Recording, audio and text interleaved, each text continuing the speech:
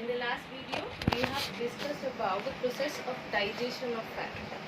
In this video, we will have the idea how that digested fat is absorbed in our bloodstream and how does it reaches the target cells or the cells it's supposed to reach.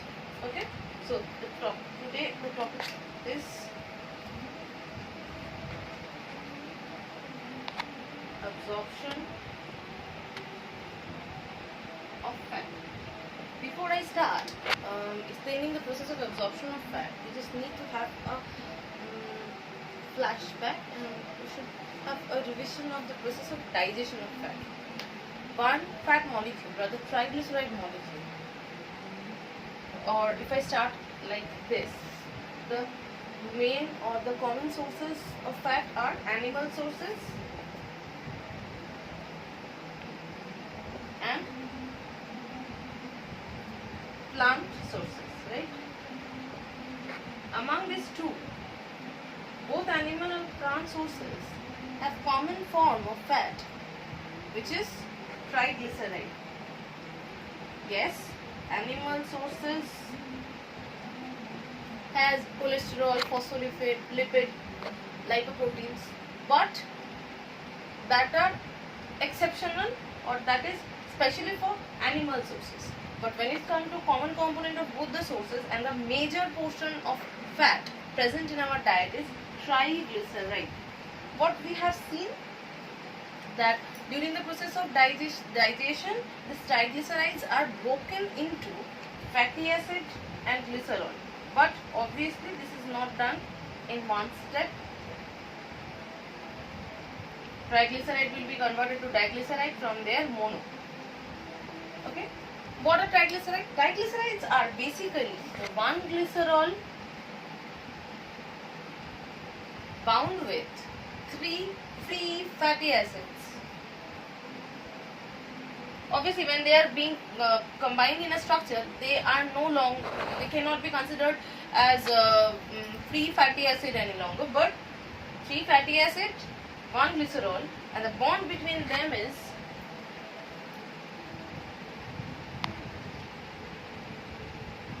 ester bond, and ester bonds are not very strong.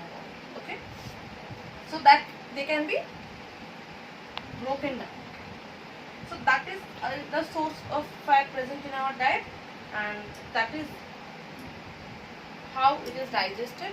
Triglyceride converted to diglyceride, diglyceride converted to monoglyceride, and ultimately fatty acid and glycerol.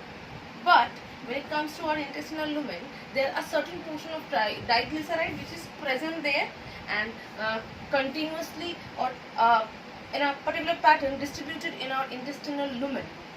Those triglycerides are also used for absorption. Okay, we all know that fat has a certain structure which does not allow enzymes to work easily on them. Okay, so fat can be absorbed in two forms. Okay, and the two forms are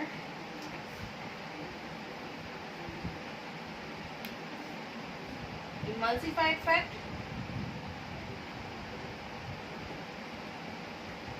emulsified means where large droplets of fat has been broken into small droplets by chemical activity, where bile has a very strong function, or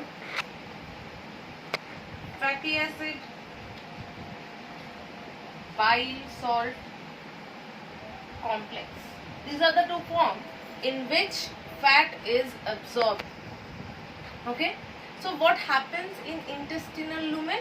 In intestinal lumen, the triglycerides will be broken down, fatty acid, monoglyceride and glycerol, and they will be combined to form micelle, right? So if I have a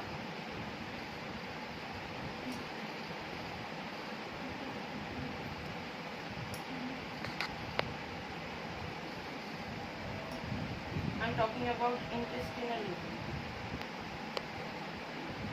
This is the area. Monoglyceride, fatty acid, and glycerol. Okay. Now, monoglyceride, fatty acid and glycerol will combine. Rather, monoglyceride, fatty acid will combine with bile salt and they will form micelle. During this formation, many other fat soluble intermediates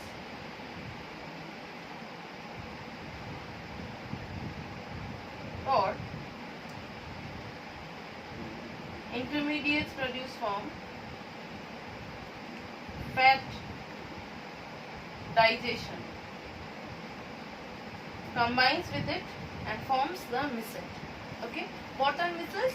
Micelles are small droplets produced as a result of breakdown of large fat molecules, and which is having fatty acid, bile and cholesterol in it as a component. Sometimes it can also contain vitamins. Which vitamins? Fat soluble vitamins. So that is how in intestinal lumen micelles are formed. If micelles will not be formed, they cannot cross the wall of intestinal lumen and they cannot enter in the epithelial lining or epithelial cell. For that they need to produce micelle, and this is majorly done by the action of bile. Okay, we have to keep in mind that micelle has a structure where polar and non-polar ends are arranged in a particular arrangement. Okay, there and it is never different from that alignment or arrangement. Okay, so fat has two ends, we know that, hydrophilic and hydrophobic. In micelle, hydrophobic heads are kept inwards and hydrophilic tails are outside. So that is how micelles are formed, and that is the importance of micelles. Because of their structures, fat are allowed to cross intestinal lumen and can enter epithelial cell. Okay, now we will move to the next stage, that is epithelial cell. So from intestinal lumen, micelle will help in transportation of fat, but when they will enter in epithelial cell, micelle cannot enter along with the bile. So when micelle will enter the epithelial cell, bile will be released. I missed one point there. There was glycerol with monoglyceride and fatty acid.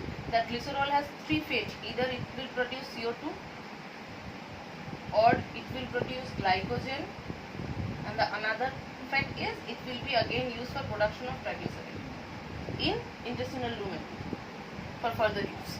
Okay, that portion I have skipped.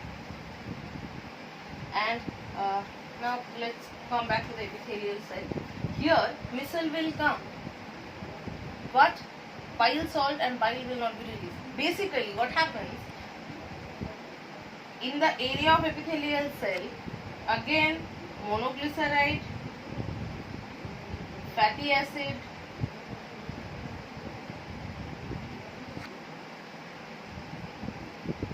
are released for production of triglyceride again. That means it's nothing but it's like a cycle, that ingested triglycerides were broken down to monoglyceride, fatty acid and glycerol so that they can be transferred from the intestinal lumen to the epithelial cell.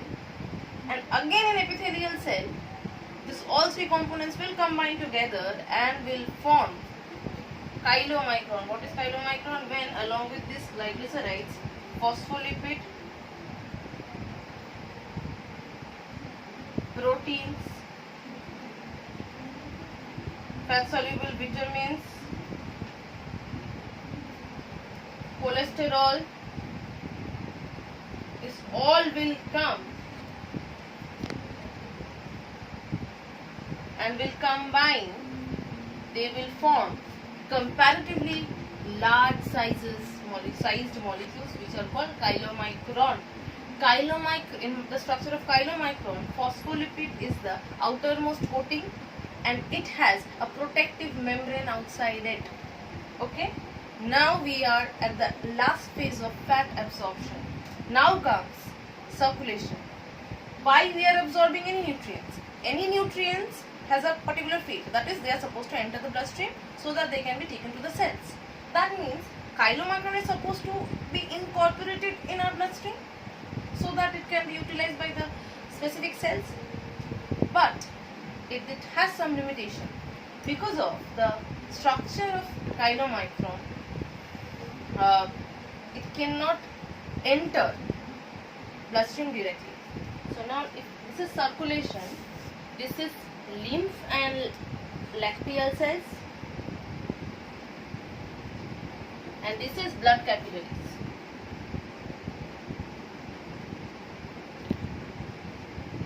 Okay, our circulatory system has this components, right? Now chylomicron cannot reach blood capillaries. Why? Because blood capillaries have a basement membrane, and because of the last structure of chylomicron, the basement membrane functions as a barrier between that chylomicron and circulation. So it cannot pass. But in a contradiction or in a contrast, when it comes to lymph capillaries and lacteal cells, they do not have that base membrane and they have large slit pores between two endothelial cells. Suppose this is an endothelial cell and this is another endothelial cell. They have a split pore between them and numerous split pores between the endothelial cells present there. So they can easily allow the chylomicron to pass through that pore, and that is how chylomicrons can be released into lymph, and from lymph it will be taken to different target cells and ultimately it will mix up into the blood. That is how all cells will receive required fat compound. So this is the overview of the process of absorption of fat. Absorption of fat is comparatively complicated process than absorption of carbohydrate and absorption of protein.